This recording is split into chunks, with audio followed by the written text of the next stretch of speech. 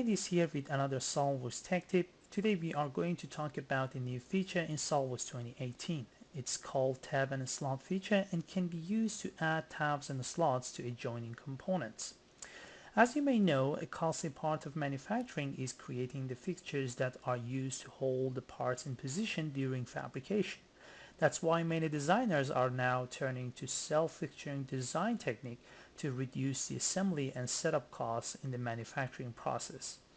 In this technique, the assembly components will be held together without the need for external fixturing and tooling.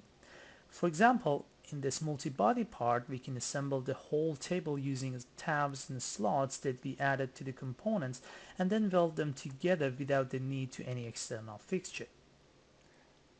Here you can see a few other examples. As you can see, using this new feature, tabs and slots can be created on parts in an assembly, single part, or a multi-body part.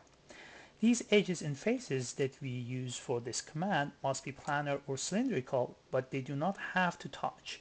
Although it's a sheet metal feature, but using this tool you can apply tabs and slots to weldment, sheet metal, or standard part. Now let's see how we can use this tool to add tabs and slots to our model. You can find tab and slot feature on the Insert Sheet Metal menu. Start by selecting an edge to define the location of the tab and a face to define where the slot will be. Offset can be applied to control tab distance from the ends. Spacing can also be defined to equally among a given number of instances or by a defined length. The length and thickness of the tabs can easily be specified on the tabs section. We need to select another face here that is shared by tab edge to define the direction of the thickness. The thickness option is not available for sheet metal part as SOLIDWORKS extract those information from sheet metal parameters.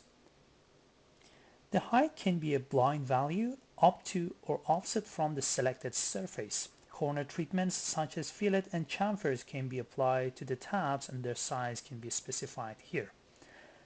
Under the slot section, clearance between the slots and tabs can be defined as well. When we press OK, SOLIDWORKS will make features in both components to meet these specifications. The tab and slot feature is totally editable like any other feature in SOLIDWORKS.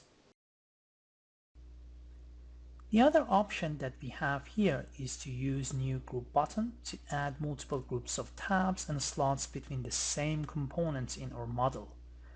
All we need to do is to click on it and then select the appropriate faces and edges like before, and then press OK to add one or more tabs and slots to a new edge.